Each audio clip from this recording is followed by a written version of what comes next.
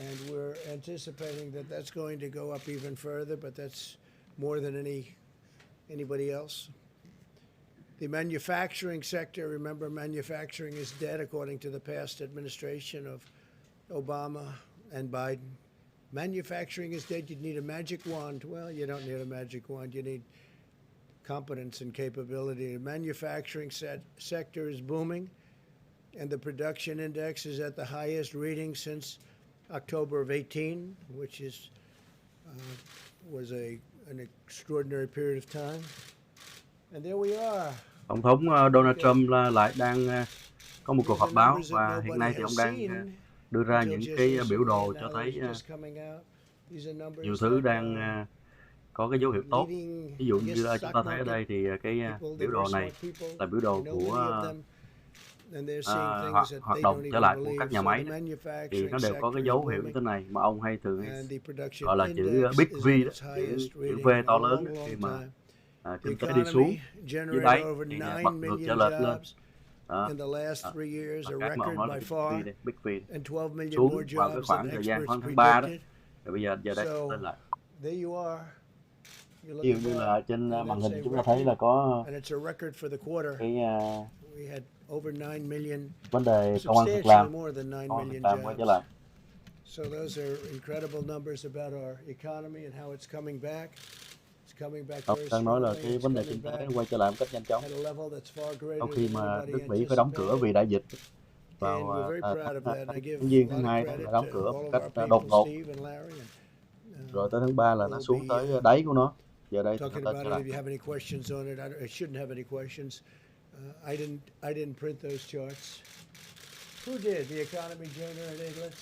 Ông nói rằng là mấy cái biểu đồ này không phải là tôi tự tạo ra mà là do tổ chức kinh tế vân vân.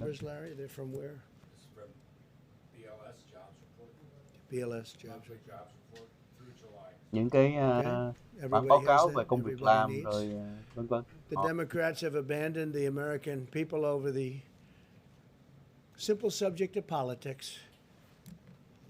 Chuck Schumer and Nancy Pelosi are holding the American people hostage over money for their radical left-wing. Ông nói rằng là ông Chuck Schumer và bà Nancy Pelosi là hai người lãnh đạo của Thượng viện và Hạ viện của Cộng hòa Dân chủ, dùng cái số tiền đã lẽ ra để tặng cho để trợ giúp cho mọi người thì thương lượng. A system riddled by fraud and corruption. You just look at what happened with the Carolyn Maloney race. They should do that race over, by the way. I think her opponent is right when he is having fits about that race. When you look at the ballots that are missing and the ballot frauds, nobody knows what's going on with that race. Nói tới vấn đề bầu chữ khiếm diện của nhiều nơi bị bằng thư đó, bị gian lận. Opponent is rightfully going a little bit crazy. And then you look at what happened in Virginia, where they have 500,000 applications sent out at random to people that have no idea what happened. Quý vị cứ nhìn vào cái tiểu bang Virginia đi, họ gửi ra 500.000 cái đơn để cho mọi người điền vào để cho bầu khiếm diện. Nó coi như là nó hỗn loạn luôn. Nó rất là loạn, gửi đi tứ tán khắp nơi. Khi đó là sẽ bị một cái gian lận bầu cử rất là rộng lớn.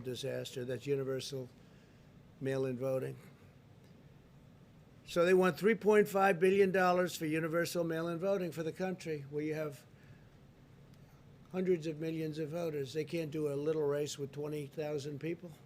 Now they want to take it countrywide mail-in voting. It's going to be the greatest fraud in the history of elections. Nếu mà bầu khiếm diện như vậy, có một cái gian lận chưa từng thấy trong lịch sử. Iran on voting. Your biggest problem is going to be with the Democrats, not with China, Russia, and Iran. Your biggest problem is going to be with the Democrats. Cái vấn đề là but now the Democrats, they want $3.5 billion. Think of it. Nói tới là but now that quốc là Iran đâu. They're unwilling to approve a bill that gives all of that money. Of course, we would never approve an amount like that. And they also want $25 billion additional for the post office, Steve. $25 billion for the post office, so the post office can handle this vast amount of và ballots ông that nói are là being phía dân sent chủ and đòi random hỏi all over the place. 25 They have no tỷ idea where they're để going. mà đưa cho bưu điện để mà So làm they cái want chuyện mà $25 billion and they want, bầu cử qua thư. think of this, 25 they tỷ đô want la. 3.5 billion. Would you say that's enough to cover it? I think we could do it for less. Right? I think we could do Và it for less. họ cũng đòi có 3.5 tỷ 25 để mà billion lo for the chuyên post trách cho cái office việc mà gọi là because bầu cử of this. bằng And remember, the bằng new thư. man who's a great 3 tỷ person, a great businessman, just got there a little while ago. The post office has been run poorly for many, many decades. Great people in the post office, incredible people, but they've had very bad leadership for many years. So we'll get Ông it đang nói straightened tới out. cái But việc làm ăn rất là they tệ turned hại của around bưu điện Hoa Kỳ. this bill Có nhiều người because tốt they nhưng mà cái want sự lãnh đạo rất radical tệ hại left cho nên họ làm agenda việc items không that ra gì nobody trong in thúc their đẩy right quan. mind would approve. So they want $25 billion for the post office. They want 2.5 or $3.5 billion for universal mailing. 3.5 billion. Họ muốn một lần nữa And nhắc lại là họ the muốn bill's not going to happen tới phía because đảng they Dân don't Chủ even đó want to talk muốn about it. cấp 25 tỷ đô la Because cho we bưu can't điện. give them the kind of ridiculous Trong things đó that they 3.5 want tỷ that đô have la dành nothing riêng to cho cái do chuyện with mà the để mà China bầu bằng virus. It qua has thư. nothing at all to do with China virus, much of what they're asking for. So therefore, they don't have the money to do the universal mail-in voting. So therefore, they can't do it, I guess, right? Are they going to do it even though they don't have the money? They're asking for the 3.5 billion. They're asking for 25 billion for the post office so they can do this, Họ I đòi guess, 3 and tỷ other things. At rưỡi và 20 25, I tỷ would như vậy hope đó. it would be a lot Để of mà other làm things thì too. nếu không có tiền thì sao họ sẽ But không làm được? therefore, they don't have it. They don't have the money to do the universal mail-in votes. It'll be the greatest rigged election in history. It'll be the greatest fraud ever perpetrated, other than Nếu mà perhaps là what bầu they thử bằng did to thư my như vậy là sẽ campaign, là where một they cái gian spied lận on my campaign, tệ hại nhất President lịch sử. Obama, Biden, and everybody Sẽ là else. một cái cơ hội cho nhiều And they got nơi caught. họ Let's see muốn what lũng đoạn vào happens. cái This will be one of the cuộc bầu cử greatest này. frauds in history. So they're admitting that they want 3.5 billion, and they're not Họ going đã to xác nhận do họ muốn 3.5 tỷ đô la để a mà làm deal that's chữa good for thư. the American people. Therefore, they're not going to get the 3.5 billion. Therefore, they can't do the universal Và họ nói là mail-in vote. It's very simple. đơn giản là How are nếu they mà going không to có do 3 it? tỷ They don't đó, have the 3 money tỷ to rưỡi do đó it. thì họ sẽ không làm được. Đơn giản vậy. The Democrats are also holding up money for schools and hospitals and small businesses Và and cái phía state Dân and Chủ cũng local đã governments. giữ They lại tried số to tiền stop Americans from getting lý dành unemployment cho insurance nhà and thương, cảnh sát, vân protection vân, from evictions, và cho which is why I những took người this mà lý decisive bị action. And I did executive đuổi khỏi orders nhà khi which mà are hết now tiền in đóng full tiền force nhà. and effect. And they're going forward. I signed a directive to provide a total of $400 of additional support for Americans who are unemployed due to the China virus. Tôi đã ký That's thêm $400 more thế than là the được 400 Democrats have đô la provided. mỗi tháng. Remember that. That's Mỗi tuần $400 more than the Democrats cho have những người mà provided. bị thất nghiệp vì cái về Nancy cái and cúm tàu. Chuck haven't provided anything. And remember this, President Obama, when we had a problem, a pretty big problem, a very big problem, you know what he gave? $25. He gave $25. So now they say, well, we want to give 500 or we want to give 600. They don't want to give. Hãy nhớ đi, hồi đó khi mà bị cái cũng là cái dịch lớn đó, thì Tổng thống Obama đã cho mỗi người bao nhiêu? Cho mỗi người 25 đô la mà thôi. Bây giờ đây thì phía đảng Dân Chủ là họ nói là khi tôi cho 400 thì họ đòi là 500. And they'll complain, oh, we want to give more. Well, we're giving $400, and that's now in the works, and that'll be getting out phàn nàn và họ to đòi people nhiều soon, thêm. Steve, okay? Remember that, $25 is what they gave the last Nhớ time. nha, hồi đó là họ chỉ có cho 25 đô I la want thôi. to make it unmistakably clear that I'm protecting people from evictions. Tôi nói rất rõ ràng là tôi sẽ They didn't want to bảo do vệ that. những The người Democrats didn't want mà to bị do hết tiền nhà, a trả tiền nhà không protection có, from ta bị evictions. đuổi ra. People getting evicted because of the coronavirus or the China virus. Bị đuổi khỏi nhà Whatever vì you want to call it. We have 20, now we're up vì to cúm 21 tàu. different Bạn names. muốn gọi là gì là gọi. All we know is it came out of China and it shouldn't Chỉ have. cần biết là nó là Should đi have tới stopped. nó xuất Under phát my từ China. executive order, HUD, HHS, and CDC have been directed to ensure renters and homeowners that they can stay safely in their homes. They're not going to be evicted. They are not going to be evicted. Cái And those sắc lệnh này cho phép họ ở lại mà không có phải bị đuổi ra khỏi nhà. I'm providing a payroll tax Và sắc lệnh của tôi holiday đã to all có Americans cái earning less than $100,000 gọi là per year, meaning tương bigger tại cái paychecks thuế for tiền working lương. families through the end of 2020. That's a tremendous amount of money that's being supplied and given to families. Tremendous. The Democrats didn't want to do a payroll tax. They thought it was too much money, I guess. Phía dân chủ thì họ không muốn giúp cho cái vấn đề mà tiền thuế tiền lương. They certainly don't want to see it before Chắc the là họ nghĩ election. rằng They nhiều tiền certainly quá don't cho want to nên see họ the không kind muốn of giúp graphs đó. and charts that you saw up there. They don't, because they say they can't win with that kind of success. They can't win. They have to get used to it.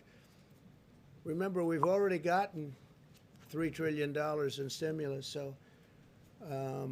Nhớ rằng là chúng ta đã là có xong cái gói 3.000 tỷ rồi đó. maybe they should have asked for all of this before we got most of the money and we gave it out, a lot of it to the people. When we win the election, when I win the election, I'm going to completely and totally forgive all deferred payroll taxes. Without in any way, shape or form hurting Social Security, that money is going to come from the general fund. Thuế tiền lương luôn. We're not going to touch Social Security. I said from day one that we're going to protect Social Security. Tôi đã nói ngay từ đầu là ta phải giữ lại cái tiền thuế an sinh xã hội. Tiền an sinh xã Social hội. Security is one of the things that will be protected. Pre-existing conditions will be protected.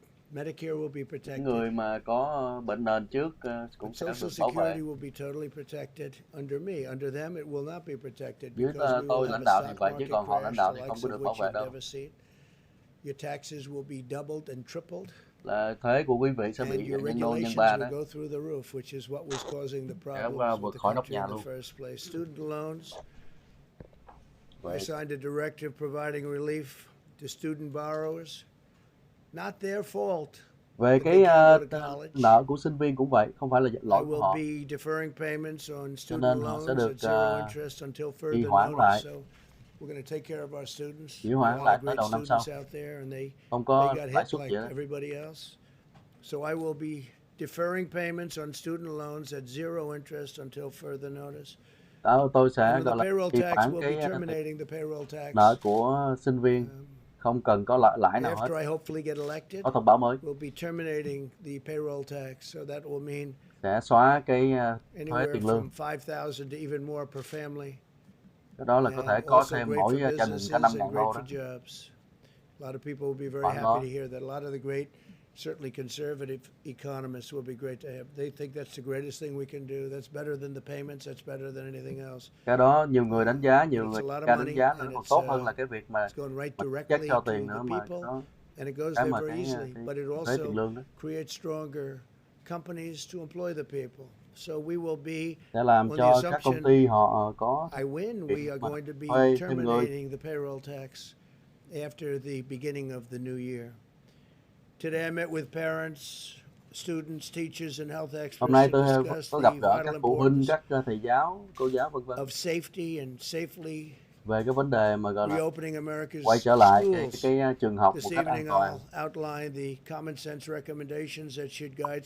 Về những cái hướng dẫn gọi là quay trở lại học an toàn.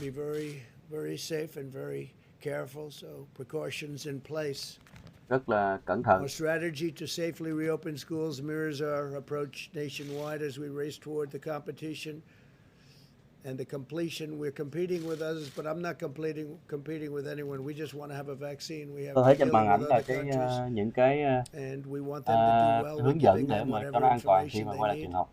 We're all working toward something that will happen before the end of the year, maybe substantially before, but before the end of the year. And therapeutics will happen likewise, even sooner. But we're looking for that responsible path forward to shelter those at highest risk while allowing those at lower risk to resume work and school. Ta sẽ tìm cách gọi là giữ cho những người mà có khả năng bị lây nhiễm cho họ ở nhà an toàn hơn, nhưng mà đồng thời tạo điều kiện cho những người mà không có bị lây nhiễm một cách quá đáng sẽ quay trở lại làm việc bên ngoài.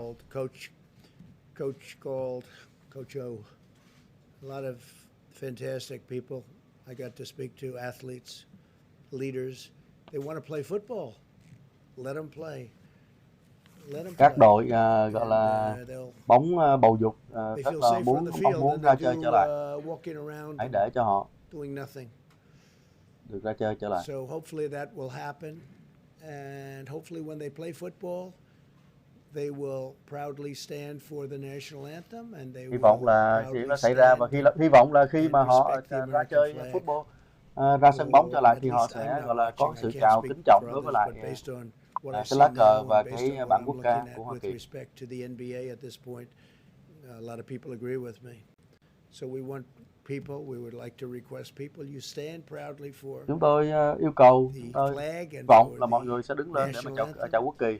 In the months since the virus arrived, we've learned a great deal.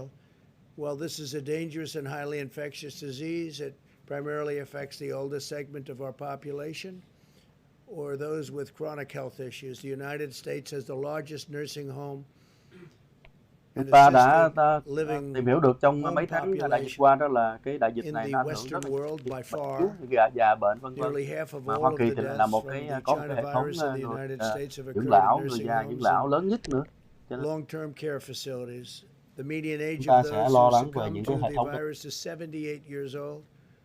These findings underscore that all Americans must continue to apply extreme vigilance in protecting our elderly population. Ta phải hết sức cảnh giác để bảo vệ những người cụ già của chúng ta. Outcomes are very different for younger Americans without serious health issues. Đối với lại những cái thế hệ trẻ thì nó đỡ hơn, không có They can often nhiều. expect mild or moderate symptoms. Họ chỉ sẽ bị nhẹ thôi.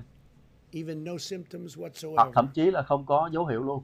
They have very strong immune systems. Họ có cái hệ thống Learned even more miễn so dịch than mạnh. we ever thought. In a typical year, approximately 5 times as many Americans under the age of 65 die from heart disease as have so far been lost to the coronavirus. Những cái 65% những cái loại những người mà vì cái bệnh tim là đã bị chết vì Covid rồi. It's 99.995% of all fatalities are adults. Think of that. 99.95. 99.95%. Extremely close to 100%. Gần như là 100%. Of all fatalities are những người mà bị chết ở trên thế giới trong của Covid này đó là người già. Have only mild symptoms and medical complications are incredibly rare, very, very, very rare. Người trẻ thì those that do face complications often have underlying medical conditions. In each of the last 5 years, the flu resulted in more deaths of those under 18 in the United States than have been lost thus far to coronavirus by far. The flu does kill young people. Trong khi đó là bệnh cảm cúm là nó giết luôn cả người trẻ cũng chết nữa mà. Can now reopen safely provided they implement mitigation measures and health protocols to protect families, protect teachers and protect students. Chúng ta sẽ có những để mà khi mà quay trở lại trường học để bảo vệ cho sinh viên, học sinh, thầy cô giáo. This is especially important if a child has underlying health conditions or lives with a parent or grandparent who is at a high risk. And one of the things we'd like to chú ý đối với những trẻ em nào mà sống với lại bố mẹ, ông bà cụ già. Because we spend a lot of money on schools, we'd like to make the payment directly to the chúng ta đã đầu tư rất nhiều tiền vào trường học, cho nên chúng ta muốn bảo đảm rằng là cái số tiền đầu tư phải vào trực tiếp lại đối với lại sinh viên.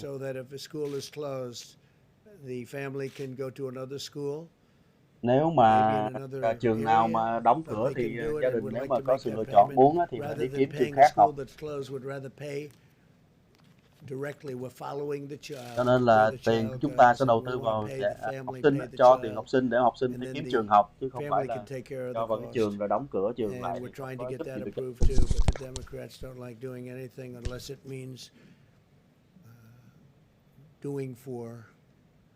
The union, which controls Nancy and controls Chuck 100%. And I have nothing wrong with the union. I have great respect. Có những cái công đoàn đã điều khiển bà Nancy Pelosi với lại Chuck Schumer. Tôi thì không có vấn đề gì với lại các công đoàn cả.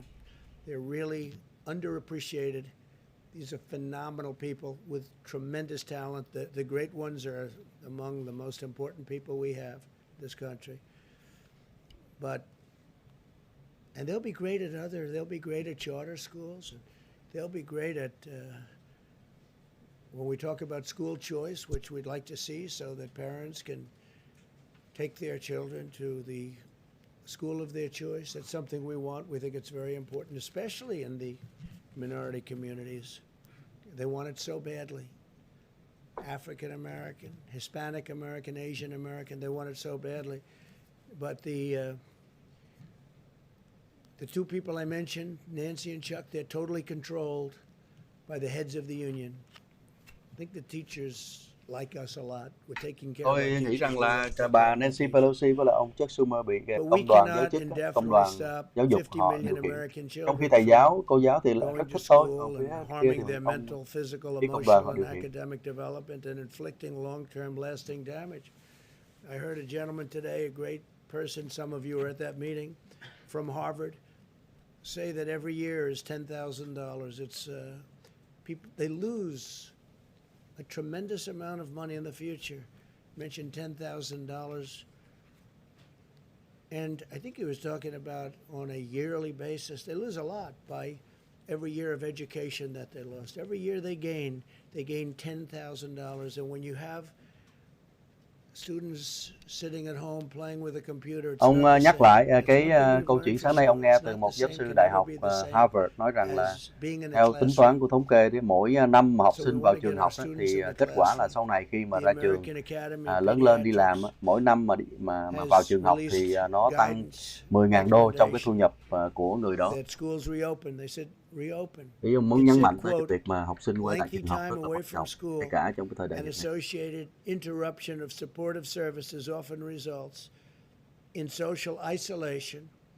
Making it difficult for schools to identify and address important learning deficits. The doctors also warned about the risk of increased abuse, substance use, depression, bác sĩ and suicide. Bác sĩ cũng có để ý tới cái vấn đề mà những cái vấn đề trầm cảm, vấn đề tự sát, tự tử khi mà người ta không có đi học, không đi tới trường, ở nhà. The momentous efforts of educators during the pandemic, online learning has never been an effective replacement for in-person learning. Học online chưa bao giờ là một cái hữu hiệu mà để có thể thế được cái chuyện mà là học ngay tại trường. We have a lot of good experience at that just by taking a look at what's happening in politics. Studies estimate that school closures last spring caused the average student to fall 50% behind in math and roughly 35% in reading compared to a typical year. Think of that. Cái mùa xuân vừa qua khi mà học sinh học ở nhà đó thì được tính toán rằng là 50% đã bị thụt lùi 50%, đã bị chậm 50% trong vấn đề toán và 35% trong vấn đề bài đọc, luận văn. And frankly, we've also learned that telehealth, little unrelated, but it's up 35,000%. Có liên quan lắm nhưng mà been incredible. 35,000%. We'll check that number, Larry, but that's an incredible. But it is people are staying home and the telehealth, and that has been a tremendous success. Không liên quan lắm nhưng mà ông mang cái chuyện mà gọi là khám bệnh từ xa đã tăng vọt rất nhiều, 35.000%. Those are two things we know. School closures harm low-income students the most because they have less access to high-quality remote learning.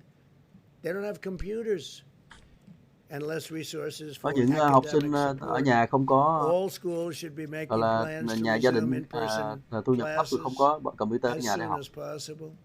To support the reopening of America's schools, we provided $13 billion in elementary and secondary schools. Để mà giúp cho cái việc mở cửa trường học lại an toàn, chúng tôi đã ký cái ngân quỹ 13 tỷ đô la. So a tremendous amount of money, $13 billion. 13 tỷ đô la. CARES Act funding, and we're cho cái giving lớp a mẫu large giáo portion lớp of that 2. for states to use. Today I'm pleased to announce that we will provide up to 125 million reusable masks to various school districts all around the country. Chúng tôi sẽ cung cấp My 125 triệu administration cái also khẩu stands trang ready được to có thể sử deploy dụng trở lại CDC teams cho các học khu. to support schools that are opening and schools that need help in safety and in order to safely reopen. Finally, today, my administration is highlighting general recommendations for all schools and guidance to protect high-risk teachers and students. We're Chúng tôi cũng đã có đưa ra very, cái very hướng dẫn để closely mà có with thể an toàn many of cho the schools and school viên, districts throughout the cho country. They học sinh, include cho thầy cô the giáo. following: to ensure all students, teachers, and staff understand the symptoms of the China virus. Để mọi người đều Require all tích cực về students, cái vấn đề teachers, gọi and là staff to cúm tàu. assess their health every morning before coming to school. Encourage frequent hand washing or hand Khuyến khích sanitizing là during the rửa tay school thật day, nhiều vào. beginning upon entrance to school, and ensuring that hand washing facilities are widely available throughout the school. Phải And có for the nhiều most cái nơi part, rửa tay schools trong have been trường. very good at that. Minimize large indoor gatherings. Tối thiểu hóa cái vấn đề mà gặp gỡ nhau ở trong những cái Maintain căn high phòng, standards cái of nhóm lớn. hygiene and ventilation within the classrooms, Phải including có keeping cái windows and doors tiêu open chuẩn whenever vệ sinh cũng possible, như là thông and khí running tốt ở trong fans các lớp and học. air conditioning units whenever possible. Require students, teachers, and staff to socially distance Yêu cầu các around sinh viên và thầy giáo, high-risk nhân viên trong trường individuals phải đứng xa với nhau. and socially distance whenever possible. Khuyến khích sử any dụng event. Encourage the use of masks khuyến when khích sử dụng social khẩu trang distancing is not khi mà possible. không có thể đứng xa nhau. Post instructions regarding hygiene and social distancing all over the school and all around the school. We encourage schools to Và adopt tiếp tục these giáo dục measures. về cái vấn đề giữ We've been vệ sinh working with so many và of đứng them, and khoảng cách với to nhau. the best of my knowledge, virtually every one of them agrees to do that. While we're also providing high-risk teachers and students options to engage in distance teaching or learning. Và chúng tôi cũng cung cấp cái cơ hội để cho những người nào mà thầy giáo, học sinh mà nếu có cái khả năng mặc nhiễm cao thì có thể tiếp tục dạy hoặc là học tại nhà. More than 99.8% of the deaths from this horrible disease, the invisible enemy we call it, occur in people over 24 years of age. Think of that, 99.8%. Ông nhắc tới con số 99.8% là những người mà bị chết vì cái Covid này là những người trên 20 tuổi. Khi nói là những trẻ em dưới 20 tuổi là cái their older parents or grandparents. We got to go to school. We got to open up. We got to open up our schools. Họ phải đi tới trường, chúng ta phải mở trường cho họ. And a lot of it has been open, but we can do better. Đã có nhiều người mở rồi, trường mở rồi, nhưng mà chúng ta vẫn làm tốt hơn. Is not by any means the most important metric to focus on, because the fact is we have more cases because we have far more testing than any country in the world. There's no country that's even close. Chúng ta có nhiều cái xét nghiệm hơn bất cứ cái nước nào cộng lại. The media was putting up as a shining example of success. They're right now in massive outbreaks. You see what's going on in many of the countries that you constantly mention. Far more important is who the virus is infecting. That's why our strategy and attention are focused on preventing the cases that are most likely to require hospitalization or result in death, those that afflict the elderly and those with certain underlying health conditions, all the while acting to prevent hospital overcrowding. Viện hoặc là tử vong là liên quan If you tới look người at lớn tuổi, bệnh nền. some of the states that had a flare up recently, they're all doing very well. Florida is going down rapidly. Hiện nay thì bang Florida cũng đã đi xuống về cái lây nhiễm. Florida is going down, and Arizona is going down, cũng vậy, way down. Đi xuống. They've done a fantastic job. Arizona và California, as you know, is going down. California cũng many other locations it's doing very well, and many locations are really in fantastic shape. Nhiều cái vị trí, very little if any problem. Nhiều khu vực rất là tốt. Large portions of the United States. Those advocating for a never-ending blanket nationwide lockdown have no answer for what it would do to the mental, physical, and social health of millions of American children and people. This includes parents, where they have to stay home with their children and they lose their work and they lose their job because their children isn't at school. They have to have somebody to take Nhiều care người of them. They want mất to take việc, care mất of their công ăn child. việc làm chỉ vì là trẻ con không đi học được, họ phải ở They nhà don't họ trust giữ. people. A society must put the health and safety of our children first. A man who has the respect of everybody, he's highly respected by me and anybody on this subject.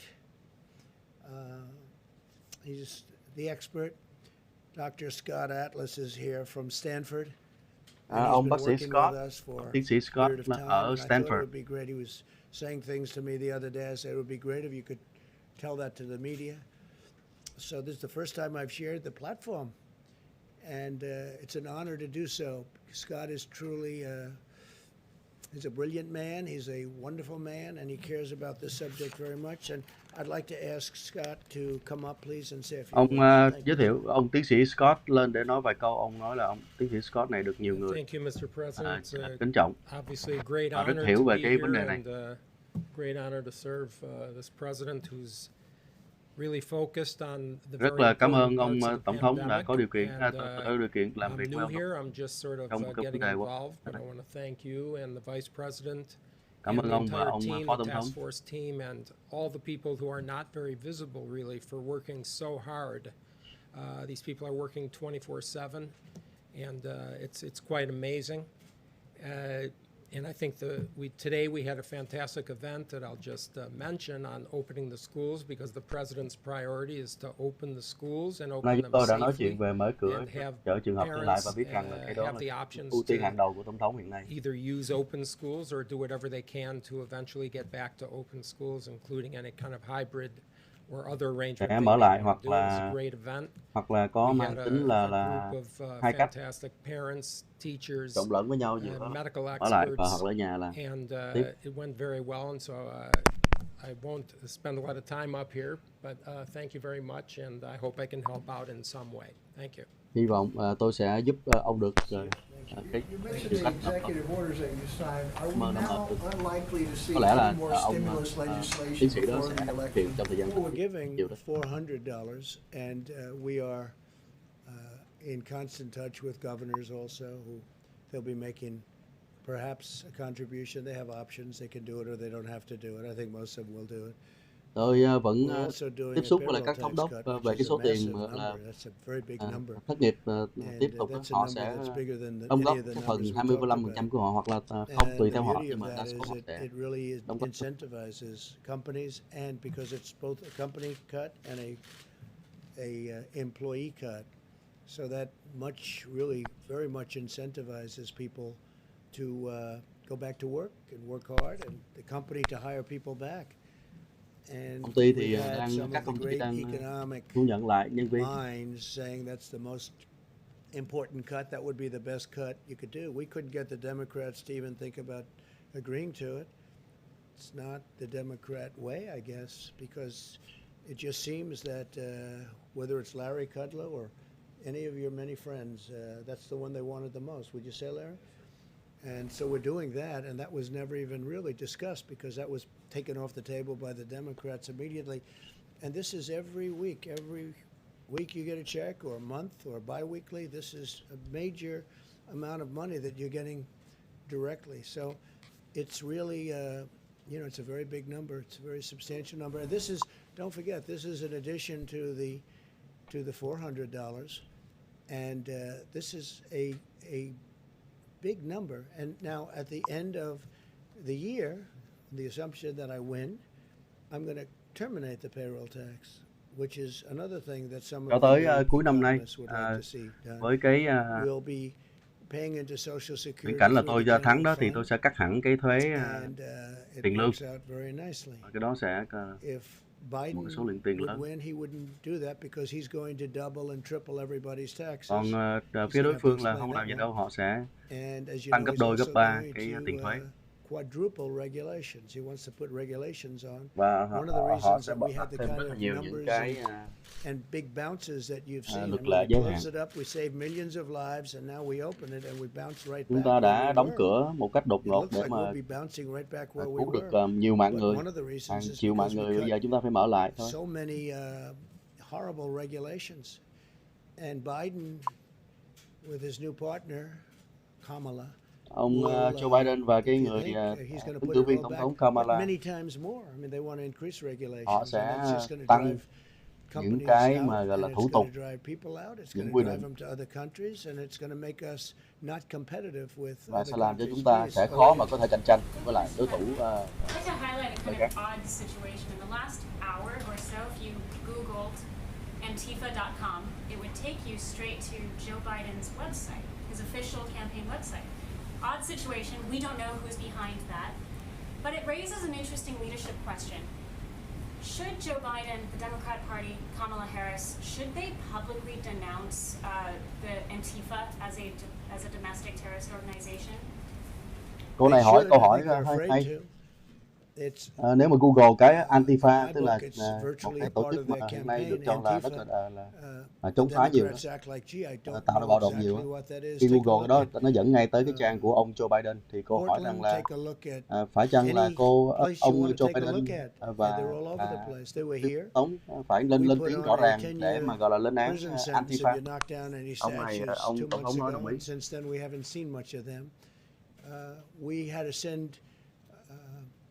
Border security, we sent actually Homeland and Border and different forms of Homeland to Portland in order to, you know what we had to do. We had to save. They wanted to knock down a courthouse, a chúng tôi đã gửi burn it down, knock it down, and they were lực lượng của liên bang tới, ví dụ như là Portland để mà bảo vệ. Họ muốn là mấy người họ phá hoại đó, họ muốn còn đập luôn cả cái tòa nhà của liên bang. And they did a great job, and they did it easily. But in the meantime, they went to other parts of the city, and they're doing damage. And we're recommending to the governor that they call in national security, call in the National Guard. Những người lưu manh họ đi tới những chỗ khác họ đập phá. Tôi có nói với thống đốc là nên yêu cầu chúng tôi đưa lực lượng liên bang tới, nhưng mà họ chưa chịu. We also saved a couple of other buildings, federal buildings. Chúng tôi đã giữ lại được những cái tòa nhà của liên bang.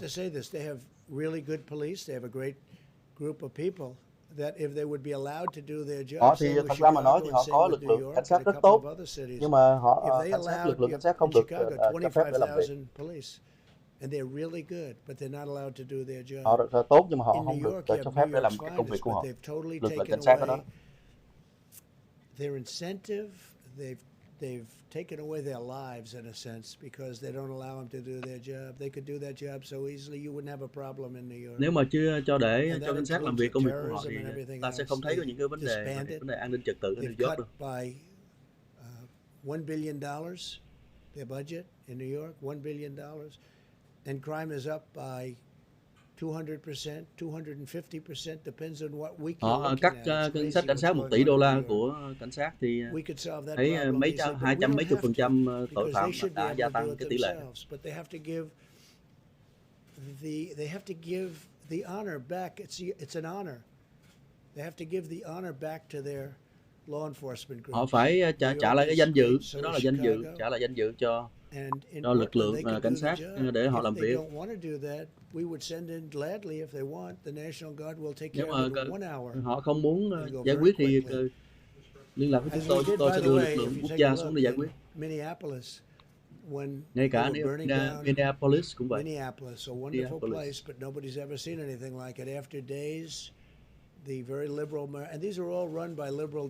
Và những nơi này đều được lãnh đạo bởi những người and they're run by Republicans. Dân chủ.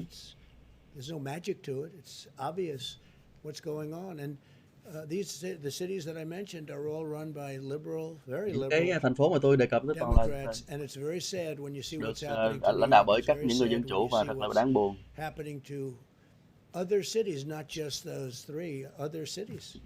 Kể cả những thành phố khác nữa, chứ không phải chỉ 3 thành phố đó đâu. Portland, New York và Minneapolis. And you could see signs of problems because de Blasio was there. He's a horrific mayor, just horrific.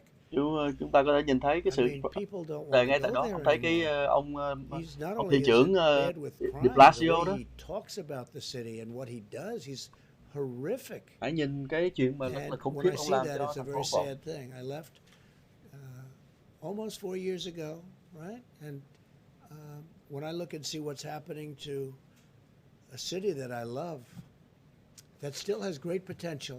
Tôi đã rời cái thành phố But đó it's 4 gonna năm have nay, to bây giờ be tôi nhìn lại cái thành phố brought mà tôi đã back. từng yêu quý. Because what happened in New York is Vẫn còn it's có. not even believable. What's Thật happening in Chicago, chứ where bây giờ nhìn những cái gì one xảy ra New weekend you York have thật là không thể 78 tưởng tượng people được. Nhưng shot còn and có 18 die cái hy vọng. in a weekend. And then successive weekends, you have so much of that happening, and it's really not even believable. And if you let Democrats run this country, and we've stopped it from going other places. If you let Democrats run this country, you'll have all of your cities be just like that. Nếu mà để cho một người phía đảng Dân Chủ lãnh đạo đất nước này, tất cả mọi nơi sẽ giống như cái thành phố The economy hasn't recovered strong enough because the country hasn't contained the virus. So what's your response to them, and what did that argue for a stronger federal response? Well, look, you just saw it. Other countries were doing much better than all other major countries, peer countries. This chart came out just a little while ago. I thought I'd say, see, it's that kind of a question, the wise guy question, because I just went over the whole thing. We're doing better than almost everyone with the economy. Người hỏi là ông thấy ông có làm tệ hại cho cái vấn đề liên quan tới kiểm soát coronavirus không? Ông nói tôi mới trình bày mà.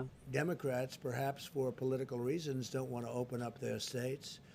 And that's having a huge toll. That's taking a huge toll on people within those states. When you look at North Carolina, you have a man doesn't want to open it up. You look at Michigan, you look at some states. I mean, they just want to keep these people in their Ông thấy những cái nơi, những tiểu bang, những thành phố they call them prisons. And mà người đảng Dân Chủ họ lãnh đạo họ không muốn mở cửa lại cho mọi người làm việc. Look as bad as possible on November 3rd, but I don't think it's going to matter because we're doing so well. Họ muốn làm cho thật là nhiều cái tình hình thật tệ hại xấu xa cho tới cái ngày bầu cử. The plague is concerned. When you look at the numbers, take a look at what's going on now with other countries. They're having flare-ups that are very, very substantial. Bây giờ các anh nhìn đi, có những cái nước khác bây giờ họ còn đang bị bùng nổ trở lại đó, bùng dịch trở lại rồi. That you used to talk about and say how well they were doing, except they just exploded. They just had very big flare-ups. You understand that? No, we're doing very well. Có những cái đất nước mà quý vị nói rằng là họ làm rất tốt, bây giờ họ cũng đang bị bùng dịch trở lại.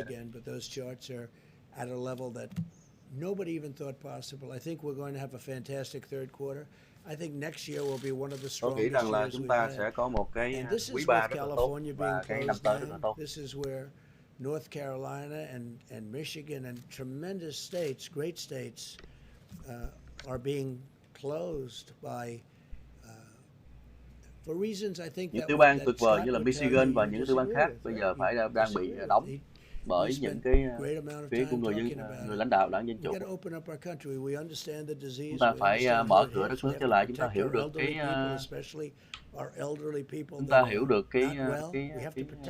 bản chất của cái bệnh rồi, giờ nó ảnh hưởng tới người lớn tuổi nhiều hơn. Chúng ta học rất nhiều rồi. Chúng ta sẽ có vaccine sớm, chúng ta sẽ có cái cách chữa trị, cái quy trình chữa trị sớm. Thanks, Mr. President. Joe Biden and Kamala Harris just appeared together in their first campaign event right before you got up on this podium. Can you tell us if you watched their remarks and give us your reaction to them? I didn't watch. I saw just a moment of him speaking. Họ hỏi là ông có nghe cái bài nói chuyện của ông đối thủ và bà đối thủ Joe Biden và Kamala Harris hay không? Nói tôi không có xem. Tôi có nghe. Boom, boom, down to almost nothing. And she left angry, she left mad. There was nobody more insulting to Biden. Bà ấy đã từng gọi là tranh cử, bà bỏ cuộc tranh cử một cách gọi là giận dữ và bà đã từng gọi là sỉ nhục cái ông Joe Biden một cách tệ hại nhất. Bây giờ thì bà khen ông ấy.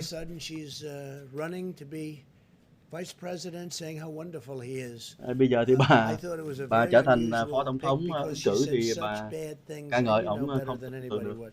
You won't write it because you don't want to do that, but you know better than anybody. She said horrible things about him. Horrible things. Bà ấy đã nói những điều thật là xấu xa về ông ấy. Openly mocked him. nói một cách công khai, châm chọc ông ấy một cách công khai. Not necessarily by Châm me, chích. but others. It'll be played back. The other thing, if you look, she wants a $3 trillion tax hike. No fracking. How do you think no fracking in Pennsylvania is going to play?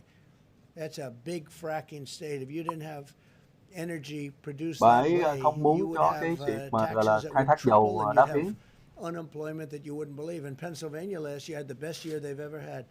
Hãy tưởng tượng Pennsylvania mà Texas không last có year, được the best year they've ever quyền had. mà Oklahoma, best khai year. thác dầu đá phiến. Almost every state in our nation last year had the best year they've ever had. And they're going to have that again next year. And you can see that by what? But think of it, she wants no fossil fuels. Bà ấy cũng không muốn có, Really? Tell that to bà ấy Texas. không muốn dầu đá And then I phiến. hear Trump is khai thác. only 1 point up in Texas. No, they said the same thing with crooked Hillary Clinton. They said Texas is in play. Trump is down in Texas. And then I won Texas immediately when they said the polls are closed. Trump has won Texas. Họ đã từng nói là Texas I won là by sẽ a bầu lot. cho bà Hillary, mà cuối cùng And I won khi Georgia mà by cái a lot. It's the same phòng thing. phiếu It's vừa mới almost đóng like cái a là họ nói là duplication of what happened before. ông Trump sẽ thắng rồi. Except we have much more energy now than we ever did in 2016. Chúng ta We giờ had đây a chúng lot. ta có nhiều We had năng lượng record hơn bao amounts giờ in hết hơn 2016. trước đây. But you take a look at the tax cuts. We gave the biggest tax cut in the history of our country and the biggest regulation cuts in the history Tôi of đã our gọi là country by cắt far. giảm thuế và giảm những cái He wants to thủ increase tục everybody's taxes. And she's nhiều one nhất trong of lịch sử.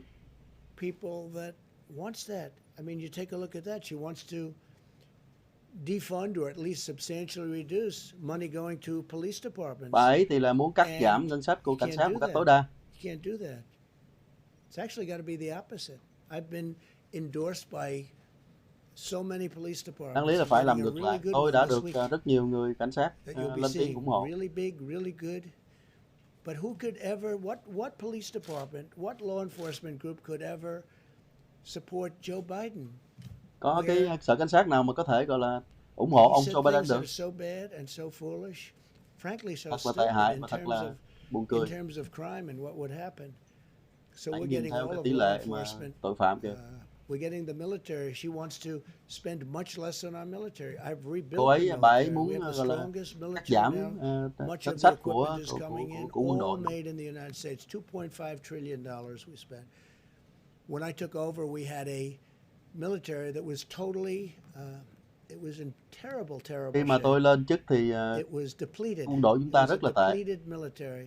Old planes, old tanks, Toàn là những old cái đồ everything. cũ không, mà máy bay cũ, And we xe have tăng a cũ. beautiful, brand new military with the best people in the world. We never had anything like it. Some of the equipment is still coming in. Giờ đây thì chúng ta có cái No, quân đội ngon lành. we've done a real job, and I think we're going to be extremely successful. I was surprised that he picked Chúng her. tôi đã Very làm những công surprised việc thật because và of the sẽ horrible thành way công. she talked about Rằng him, là sẽ and thành. frankly because she dropped like a rock. I didn't. When I ran against 17 people, mostly governors and senators. Khi mà Some tôi others, tranh Ben cử, tôi Carson was chống very lại tới cả strong, 17 very good. ứng cử viên luôn. Couple of others, Còn but bà ấy mostly thì governors, mostly nhảy senators, ra cuộc đua một cách tệ hại. I ran, and I went up. Khi mà tôi She ran and she went down to rock khi bottom. I mà don't tôi think tranh she ever cử, got tôi to đi run lên, her còn bà ấy first, tranh cử rồi chạy xuống. to take a vote in the first state. So generally speaking, you don't want to pick somebody that went down. She went down, but she went Nói down chung in là a quý vị very không nên terrible bầu cho một way, cái and người she gọi said là đi horrible xuống. things about Biden. She said far worse about Biden than I ever did, and now she's running as vice president. Bà So how ấy does đã that chửi work? cho ông Please Joe Biden một cách thậm tệ chưa từng thấy, mà bây giờ đây thì bà lại là đứng chung liên danh với ông I'm wondering, Joe Trent, Biden. if you might have any Càng ông ấy. words of encouragement for middle schoolers or high schoolers starting the school year strictly online who might be frustrated, wondering how they're going to get through the next quarter, missing their friends and teachers. Just wondering if you might have any words of encouragement for them. It's such a fair Ông question, có such lời a gì good question. để Yeah, mà I mean, chia you sẻ hear với what lại các I was học saying, sinh when mà Scott bây will giờ be nó involved, rất and nhớ he'll trường be lớp, talking to you over the next biết couple trường of lớp được days, giờ, rất what nhớ trường he's lớp. saying from great experience. No, I feel very badly for him. And Tôi I cảm have a thấy rất là feeling đáng that buồn on cho họ. November 4th, somebody's going to announce schools are open, the country's open, everything's open. I really believe a lot of it's done for political reasons. You want to know the Tôi truth? I tin think rằng so. là phải But mở you're cửa right, và tôi tin rằng là có nhiều cái cản trở là Online vì is do not the vấn đề same chính as trị. being in the classroom. and that's been proven. It's been proven loud and clear. Yeah. Any other questions? Mr. President. Go ahead, please. Thank you, Mr. President. You have warned several times that if Joe Biden is elected president, that there will be an invasion in suburban neighborhoods. It's a sentiment that you expressed in a tweet again this morning. What exactly do you mean by invasion? What I mean is people are Ông going nói to rằng là nếu ông Joe Biden mà thắng thì sẽ bị xâm lược bởi xung opening quanh. up areas of Ông your Yến neighborhood, muốn nói which gì? they're doing, and now they're going to do. They wanted to expand it, and they will expand it. If for any reason they're going to, in my opinion, destroy suburbia. And just so you understand, 30% plus of the people living in suburbia are minorities. African American, Asian American, Hispanic American, they're minorities. 30%. The number's even higher. They say 35, but I like to cut it a little bit lower. You know why? That way I can never get myself in too much trouble with the fake news. But 30% plus are minorities living in suburbia. And when they go in and they want to change zoning so that you have lots of problems, where they want to build low-income housing, you want something where people can aspire to be there, not something where it gets hurt badly.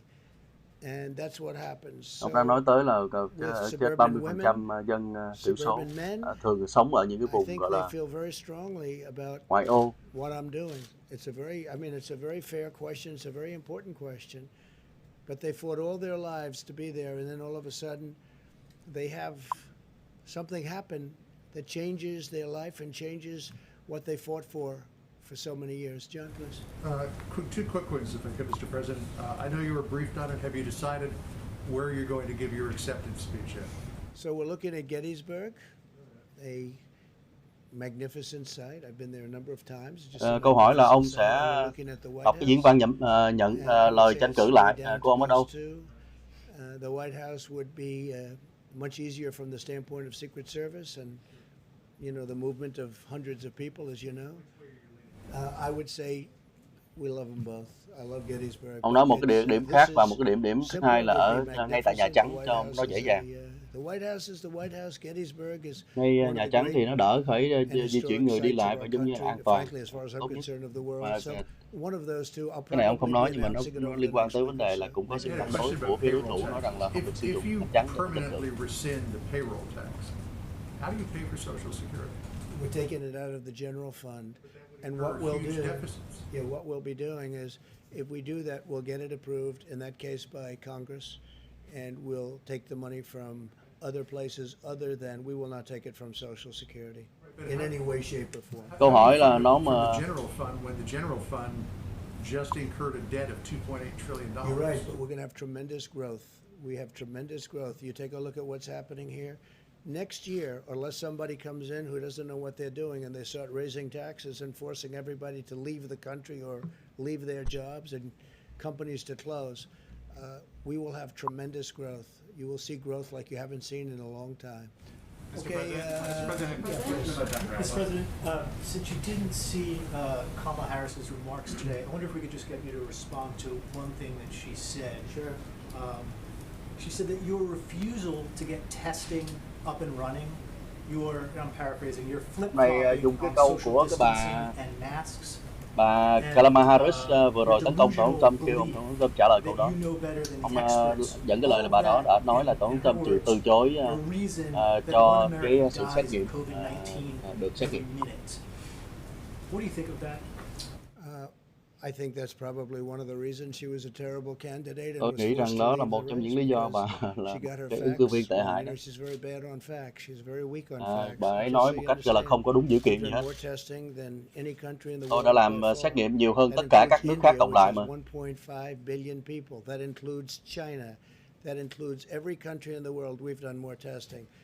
Kể cả Ấn Độ lẫn Trung Quốc là nước có dân số nhiều hơn, chúng ta cũng làm nhiều hơn.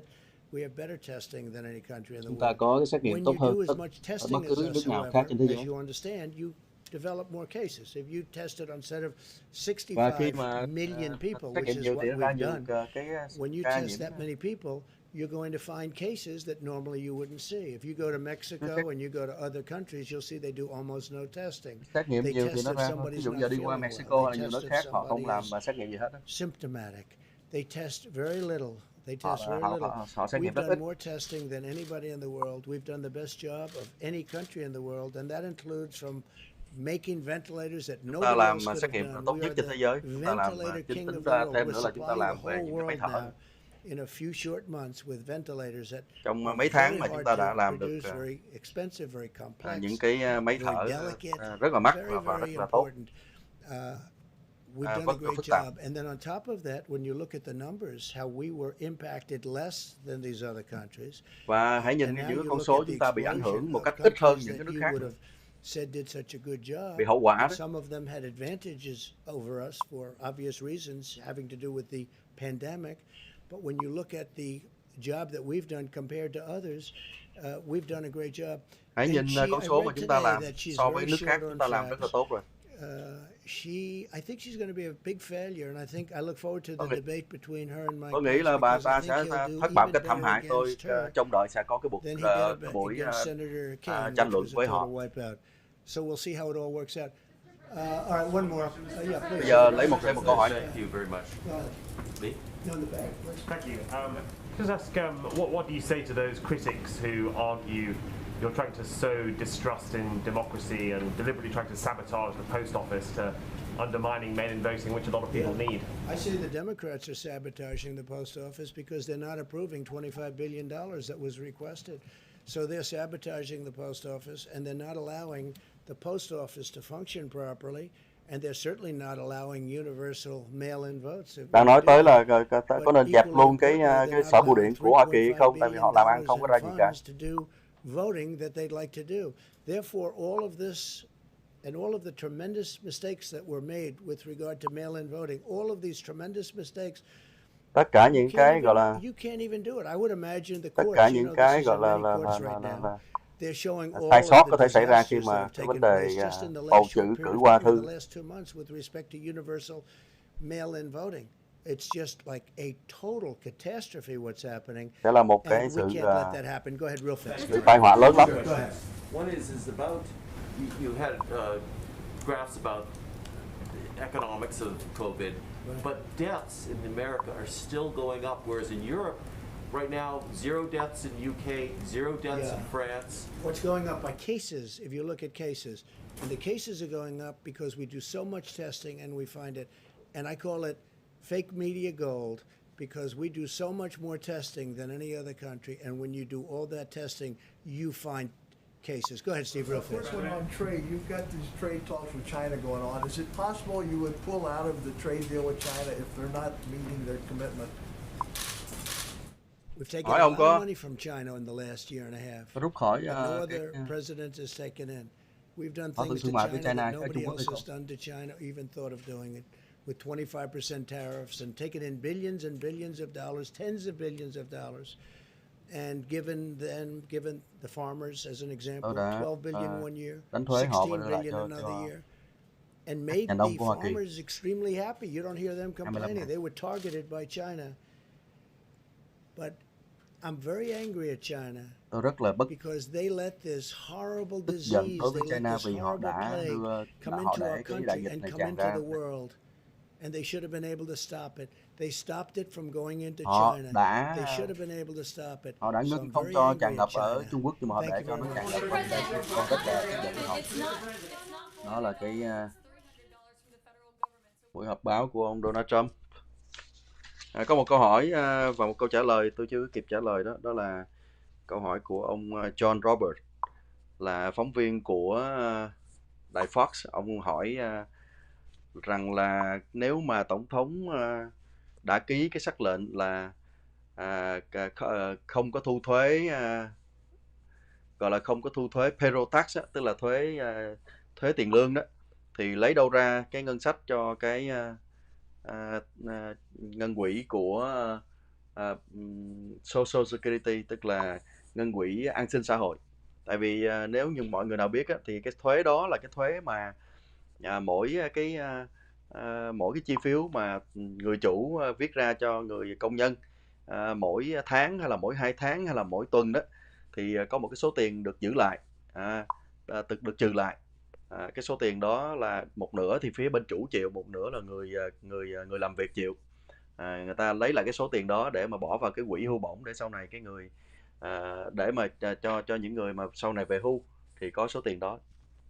Bây giờ ông xóa cái số tiền đó đi, ông coi như là phía chủ cũng không phải chịu một nửa để mà chủ có tiền mướn thêm người. Phía người làm việc cũng không có phải mất cái số tiền đó, thì cái chi phiếu của họ nhận mỗi tuần hay là mỗi tháng hay là mỗi nửa tháng sẽ được nhiều lên. Thì vậy thì câu hỏi đặt ra của ông John Roberts là lấy đâu ra cái số tiền đó để mà sau này nó vào cái quỹ an sinh xã hội sau này để người ta tới tuổi về hưu được có. Thì cái câu trả lời của Tổng thống Trump đó là đưa cái đó ra từ cái gọi là General Fund, tức là một cái ngân quỹ chung, ngân quỹ chung để mà giải quyết cái vấn đề đó, chứ không phải là lấy ra từ cái quỹ an sinh xã hội, không có đụng tới. Thì ông John Robert ổng hỏi tiếp thêm là thế thì nếu mà lấy ra như vậy thì nó sẽ bị thiếu nợ, về sau này thì sao, thế hệ sau này thì thiếu nợ thì sao. Thì ông ấy nói rằng là cái đó là do cái ví dụ như là cái đời tổng thống trước thì rất là nhiều nợ, nhưng mà đời tổng thống này thì là coi như là làm ra được rất là phát triển rất nhiều, có nhiều tiền để mà làm được chuyện đó, không cần phải thiếu nợ. Đó là cái buổi họp báo ngày hôm nay. Xin chào mọi người, và để xem nào. Chào bạn Đào Khánh, tôi là tôi, Hoàng, Dung La, Từ Nguyễn, Nguyệt Nguyễn, Thanh Vi, Học Thái Nguyễn, Đan Dương, Tim Nguyễn, Hoàng Phạm, Nhung Nguyễn, vân vân. Xin Ngô Huỳnh Nga, Đức Nguyễn, Quang Định, Nguyễn Hiền, Ánh Trân, Dũng La, Quang Định, Hoại Đỗ.